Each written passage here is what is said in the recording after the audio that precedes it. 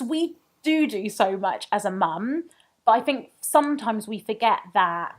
I mean, answer this honestly as well. Like, as a dad, do you feel the pressure of being the breadwinner?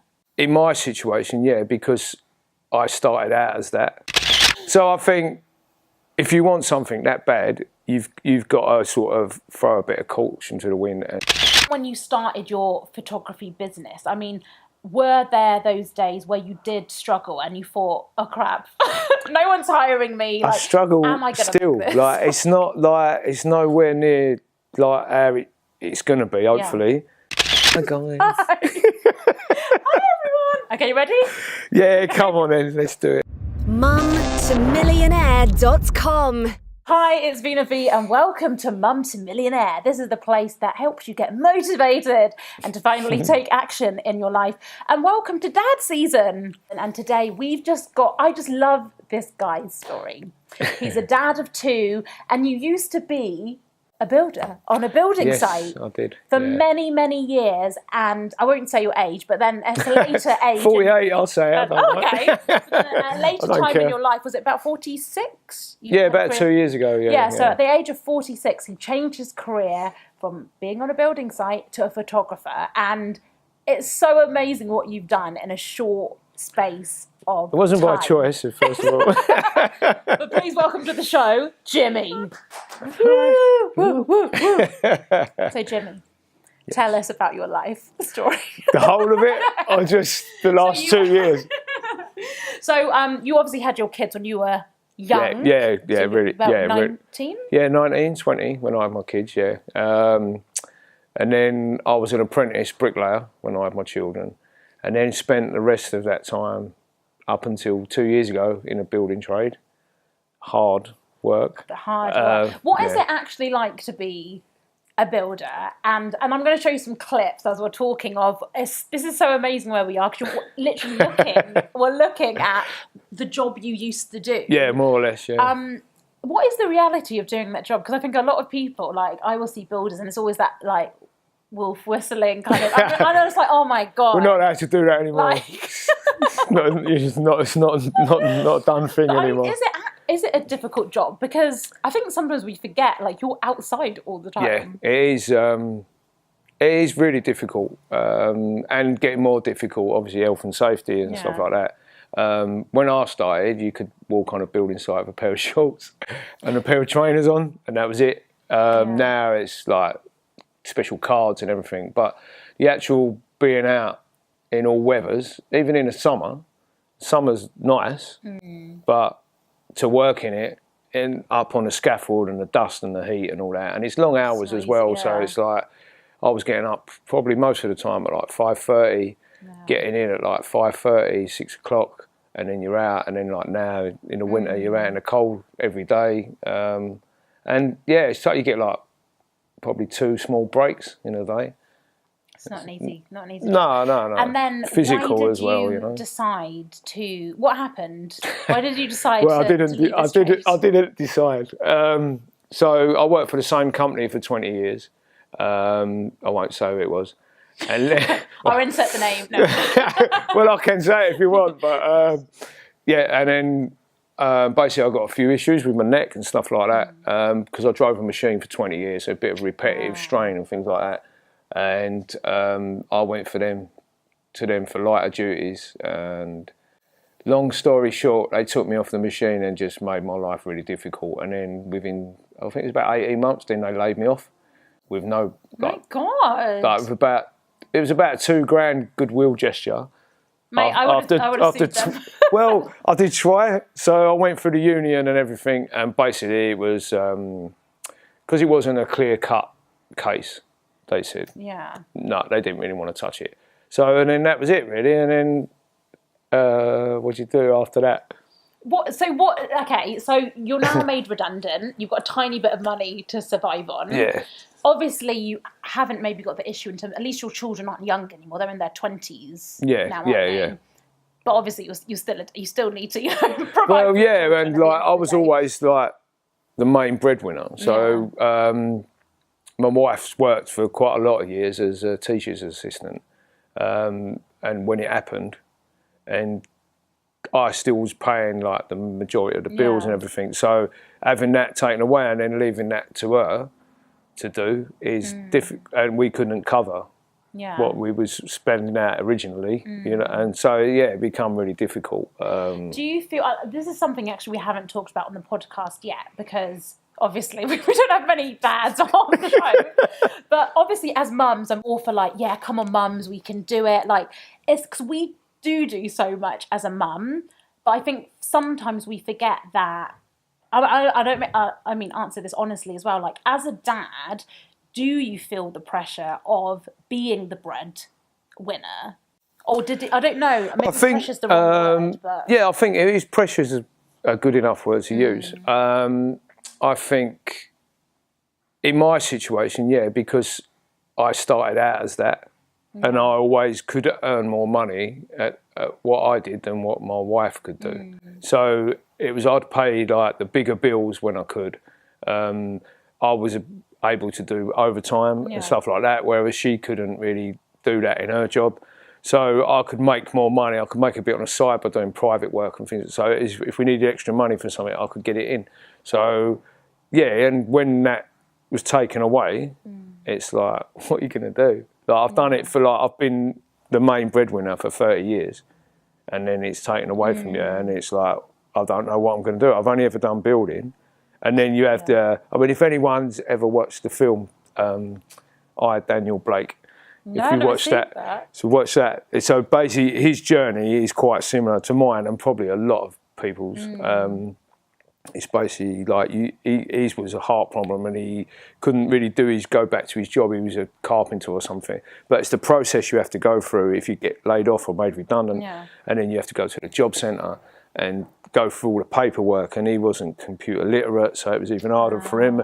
And so it's quite a depressing film, but it basically shows you what you're up against if you're my sort of age and you've always done the same job, and then you can't do it no more, and you're just sort of thrown to the lions, and they're just giving you all this work like admin. Oh yeah, we'll give you admin job.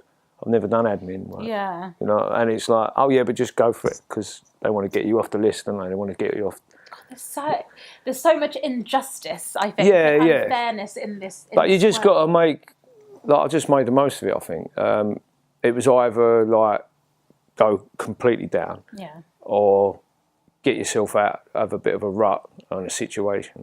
So then how did you do that? Well, I'd been taking photos for about 6 months, a year probably, just going out. It's basically because of all this going through what I was doing for work. It got a bit depressing and stuff. So like as an escape, I decided to take up the photography a little bit more, and then go out of a weekend and take photos around the streets of London and stuff. And so it was when I got made redundant, it was, well, laid off. Redundancy, you get money, don't you? Basically they just discarded me. So then I've done that, and then it was like, I've lived in the borough, like Barking and Dagenham all my life, so it was like, it seemed the sensible thing to do was try and volunteer, send an email out or something, just connect with someone. I didn't know anything about volunteering or who to contact. And literally one email, like, is because I'm here doing stuff like this, is because of one email like 18 months ago. Oh, wow. To one person in the council, and just said, oh, I've got a camera, I want to document some of the older people in the borough, and like, I volunteered to do it. And it was that is gold dust right there. No, seriously, because I know it might sound obvious to some people, but some people never take that. They never create that opportunity for themselves. They're always waiting for stuff to happen to them. So at least you had that in you to think, do you know what? I've got made redundant now. Like, let me go and do some volunteering. Because a lot of people won't even do that. Yeah, and a lot of people, you read a lot of things. So when I was reading up with the photography side of things, it was like, oh, you should never volunteer your services, because I wasn't a photographer then. I was just like a hobbyist, really. I didn't really even know what I was doing. But it's like, oh, you shouldn't volunteer, you shouldn't do work for free, because the people that are working and getting paid is putting them out of business. But it was more like projects locally and wanting to help where I live, and help myself as well, because it's like, if you're helping someone, it makes you feel better. That's a bit of a cliche and all that, and it gets you out of the house, gives you an interest away from all that, you know. So and you're meeting new people as well. Yeah. And also, even with obviously that person that said that to you has a point, but I actually believe if you want to get ahead in life, you do have to do stuff for free, especially if you don't have the experience, because who's going to hire a photographer if they've got experience? Look at this photo of my dog. Do you want to, you know what I mean? Do you want to hire me? I believe it doesn't matter how old you are. I think you have to, before, you know, I used to work in the media industry. I worked for free for 2 years. Yeah, they did take the ish out of me a little bit before that. Just a little bit, I think. I was only 16, so I didn't really have any bills to pay. But from 16 to 18, I did that. If I didn't do that, I wouldn't have been a radio presenter. No, and you need that, and it's the catch-22, and you go somewhere and you need experience. How do you get the experience if if you can only get it by volunteering? Or, I mean, even if you're doing a job and you don't want to do that job, then look at something you want to do, but on a volunteering. Yeah. Like, so if you want to do it in the arts or something, then use your weekends to go and volunteer in arts places and that to get the experience.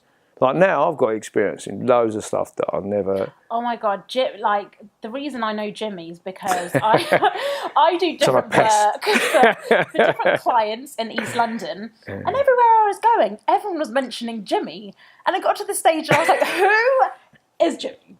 Like, who is this person everyone's talking about? And then, and then obviously I met you, and I was like, oh my God, you finally met me, and it's so disappointing. But it proves the point of you do have to get yourself out there, get out your comfort zone. Like I'm not even a naturally confident person. No, I mean, like if you could speak to like my kids and that and missus or whatever, and my family, when I was doing the building and that, I'd come home, just shut my front door. That was it. Never wanted to go out weekends and stuff because, and the sort of job I was doing, it was like a machine driver. It was really pressured and everyone on your case all day, every day. So it was like you just wanted to get away from people. I basically just hated everyone.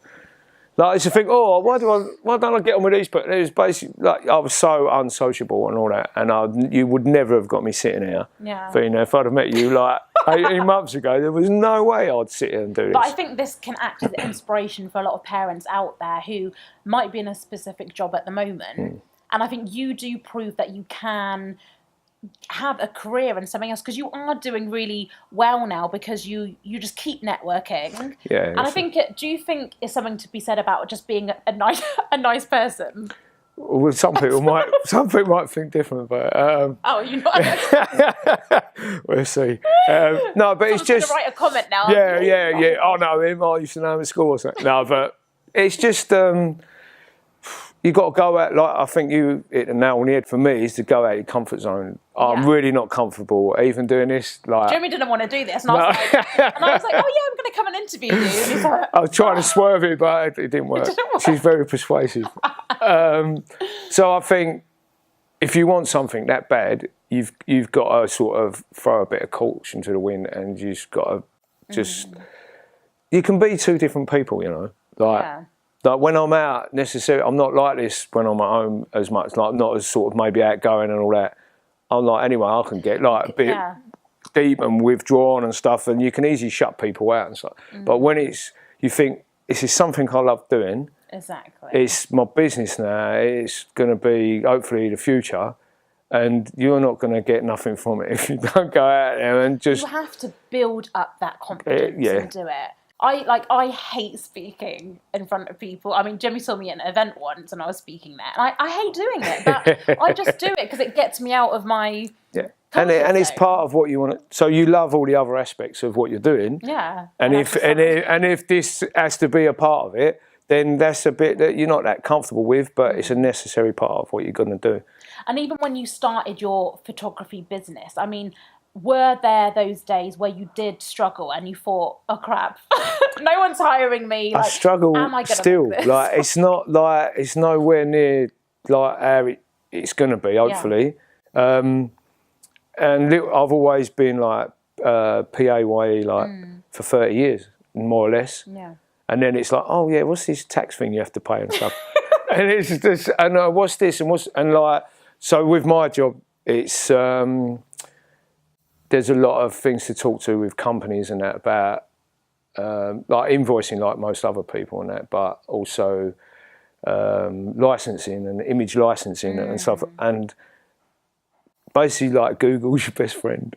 I was literally about to say that. How did you learn? Because coming from a building site to being a photographer, now you're dealing with people, they're going to ask you for quotes. They're going to ask you for how much for 10 photos. And I think this is an issue for all of us. Even sometimes now when, you know, a big corporate company comes for me, I'm like, hold on a second, like, I ain't going to charge you the same amount. Hopefully this is my corporate client. But it is cut this bit off. No, but it's, you know, if it's a small business, it's different because there might be less amount of time. But if I'm working for a corporate, I'm going into London. So you are adding on different costs, not just because they're a corporate company. No, and just... But how did you... So it's still now, it's still, it's always, you always, like, cliche, you're always learning, like, because every client, I want something different. So with me, it's like a minefield, like the licensing thing. You can really mess yourself up. Of like, if you don't license properly, and then you do, say for a building company, you shoot some interior shots, and then you look on the tube, and they're doing a massive campaign, and they're earning, because of this commercial use of your images, they're getting people buying flats for £2 million, which they're not, by the way. But if it happens, then you've charged them £1,000, which you think, oh, that's enough for them photos, or for those free photos or something. And they're earning like maybe 10 million off of those photos. So it's but then you go to someone like who's selling a product locally, a small product, you can't charge them the same. You can't. You go in and maybe give them a day rate or something. So circumstances are different for different people. But the actual, like, I think as well, because it's images and photography and stuff like that. I learned from a friend who's another photographer actually, who, because of the volunteering, I met her through that, and so she's given me lots of pointers and saying like, oh, you need to buy this book. This book's a Bible for photographers. And you get that, and then it's like, why are you? She will say something, and she'll question why you're doing it. So it's good. It's like a kind of mentor, really. Of like, and if you can find someone who's willing, which not always everyone's willing, because they think you're going to tread on their toes and take their work in the end and things like this. I think that's such an important point, is to get some kind of mentor. Yeah, someone who's been there, done a little bit of what you're in. It might not be exactly the same, but who's had to cross the same hurdles and things like that. So they can just, it's to give you that guidance. And even if you get a mentor that's not necessarily in your industry, like I've got a lady that I talk to once a month, and it's just having that accountability. Because if we talk about me doing something, I know I've got that phone call with her at the beginning of the month. If I haven't done that work, she's going to... I don't want to disappoint.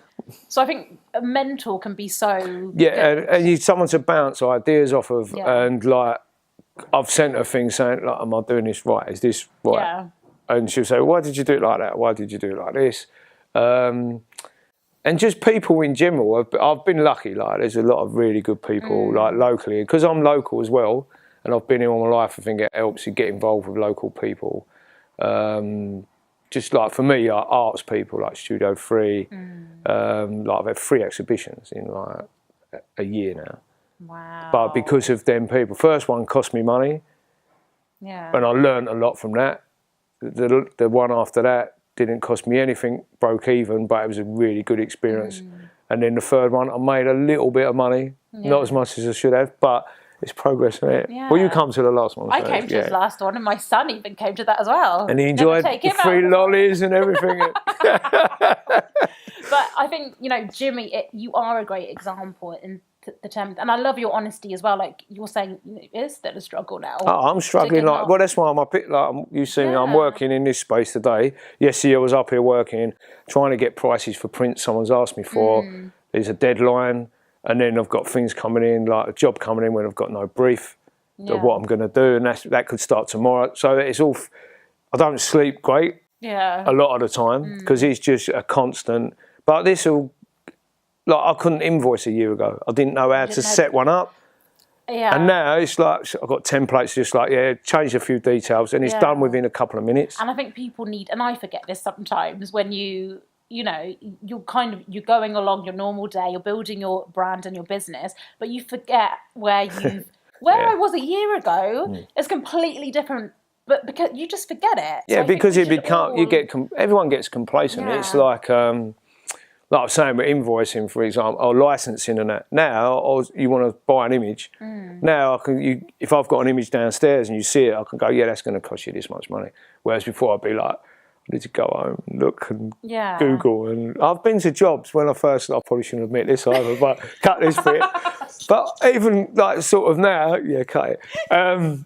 I go to jobs and it's like something's not right or what, and I think it's just totally gone out of my head how to do this, work with this bit of light in the room or something, and I'll just Google it. You know what I mean? It's just, I think everyone does, but no one admits it. Yeah, it's true. I Google stuff all the time. Someone asked me, a corporate client asked me once for I can't remember the name of it now, a performer invoice. Yeah, and on the phone, you have to tell me what it is after this. I was like, yeah, no problem, I'll get that sent over to you. Oh my God, I put the phone down. I was like, I don't know what a performer invoice is. But another thing is just say okay to people and then find out what it is. I literally went on Google and I went, what is a performer invoice? And all it is you're sending someone an invoice. It's like a quote. Right, okay. At the end of the day. Well, I'm going to use that. So it sounds really professional. And now when I'm like, oh, shall I send you a performer invoice? Yeah, there you go. She knows what she's doing. But this is the thing, all this stuff, and this is why I love to do Mum to Millionaire, because we just give you the realistic. What is the truth? So many people won't admit this. No, I'll still mess up. I still will mess up in the future. Yeah. I've probably done jobs where I think I should have put an extra naught on the end of that. You know what I mean? It's just like, and I think, that could have. Editing a video. Why have I done this for this amount? Yeah, I've lost like the first exhibition. I was thinking I'm going to easily like make £200-300 out of this, and then it ended up costing me £200. So, but in the end, from that exhibition, by chance, someone come to see it, and then I got some work from it. So it's about building. Yeah, and it just like. Learn by your mistakes and all that, and even if you make them once or twice or 3 times, it's all experience, isn't it? You just got. I love how Jimmy's like, learn by your mistakes. Say it proud, Jimmy. Learn by your mistakes. Because but it's just like everyone says it, but it's true at the end of the day. And I'm still making them. So what would you finally say to parents watching this who are in a job at the moment, like you said, you were a builder for so many years. Maybe they've watched this interview and they've been in a corporate job or or whatever it is. And they want that career change. What would you say to them in terms of, just taking that leap or getting started? Yeah, I mean, it is difficult because obviously your kids, you age your kids and where you are, and if you're like we were saying earlier, if you're the main breadwinner, I didn't take the step myself. I was forced into it. So it was a bit of a different situation for me because I didn't have to make the decision. But as my example, it's like the volunteering or look into what you want to do. If you're doing like a building job, then look into a job if you want to do something in banking, whatever it is, and investigate it and look into it. And it is possible to do it, but it's like mine was different because it was kind of volunteering was got me. So if there is something in that sector that you want to do, like in the arts or performance or anything like creative industry, then volunteer because no doubt there's somewhere local that you can get involved in. Exactly. And it makes you so many contacts. I think probably like at least half of my work, probably 80% of my work now comes through because I've volunteered. Like my contacts of it's like a knock-on effect you got through them. Then what is people leave their jobs. And then they go, and then they're taking you with them as well. Exactly. And like, if you've got relatives as well that are doing, like if they're in a council and you want to do something in the council, then just inquire and just what you have to do it. If you don't ask, you'll never know. That is what I always say. But it's true. If you don't, I mean, even where we are now, we're in the Barking Enterprise Centre, and I used to just do workshops for them. And I asked the CEO, Karen, who's also coming on the podcast very soon, to make sure he's described. She slips out of it today, Karen. Well, watching you. But I just asked her, I was like, look, is there anything else here I can do? Like the workshops are going well. And I was just honest. I was like, look, I just need some regular income. You've got. Is there anything here? And now I'm one of the social media, one of the mentors here. I think as well, you're saying being honest. Yeah. Like being honest with people like honest. Like if you go into somewhere and go, look, I want to do some volunteering. I hate my job. I want to do some volunteering. I don't want to do that job for the rest of my life. I'm prepared to give you some of my time. And you don't go in there expecting stuff back. Yeah. That's the thing as well. Like I didn't expect nothing. I wanted to do this thing with the camera in my borough as a project, and didn't expect them to give me work. And I didn't expect them to give me chance of exhibitions and stuff. You've got to have a bit of passion there, and then the rest sort of comes along with it, because people notice your passion. They notice that you're keen to do it and all that. So it's just, even without, you don't push it. It's just, if it is what you want to do, they'll see that, you know what I mean? Exactly. Definitely. And what would be your last bit of motivation for the parents listening, just to keep going? Because get a good childminder. That is actually good advice. Trust me. Even though I don't have a childminder, But obviously for people to keep going, because it's not easy to run your own business. And maybe someone's just started their business, or they might be doing it for a while, and it's difficult. It is difficult. It still is difficult, and obviously you start small and hopefully expand, and then you expand, it creates more problems.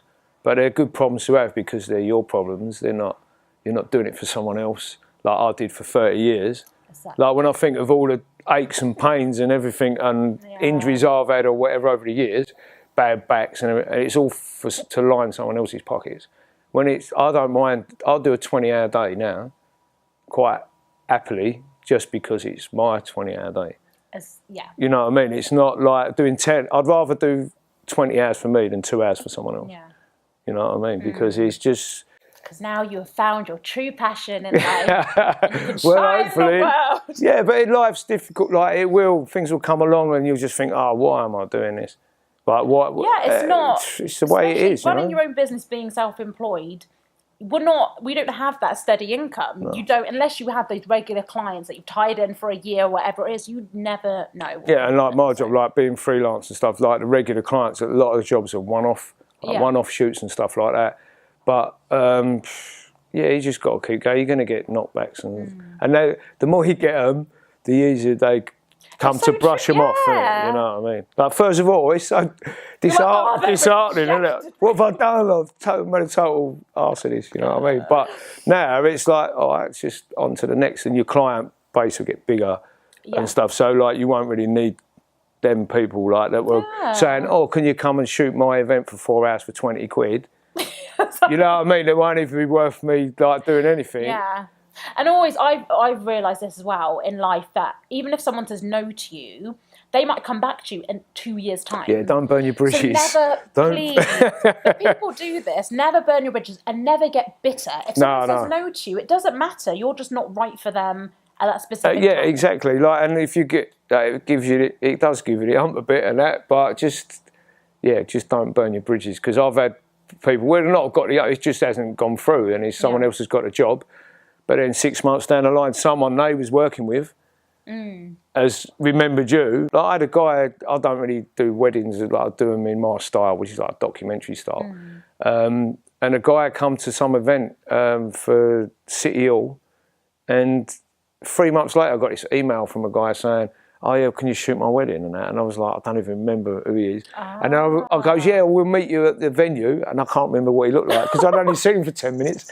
And literally, and I got a wedding from him, and it was nothing to do. He'd left the company he was with, where he worked for like something to do with London Assembly and that. He'd left all that, but remembered me, and then sent me an email. So you don't know who you're going to connect with. Never know who you're going to meet, who they know, and and it's like it's a big world. There's enough room.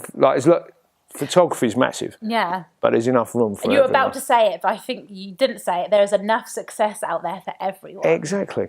You know what I mean? Jimmy, you feel amazing. Thank you so much. Well, you're very privileged, you know. I spent all this time with you. So it's like, privileged to get me in front of the camera. Oh, I'm all right on a podcast. No, People ain't privileged to spend time. If I need someone for my wedding, I know who to contact now. And if anyone needs anyone else for their wedding, Just get in touch with Veena. Yeah. No, we will write all of Jimmy's links over on the blog, so make sure you go and check that out, mumtomillionaire.com/episode 73. And actually, maybe we'll put some of your pictures on the blog as well. Yeah. So people can check them I out. won't charge you either. Wow, such a privilege. Thank you. Don't do anything for nothing. Thank you so much. If you have not subscribed to this podcast yet, make sure you do. It makes a huge difference, and I can bring you more interviews just like this. This is part of Dad season, and next week we'll have another fabulous dad on the show. So we'll see you then. Bye. Bye. It's all time on you.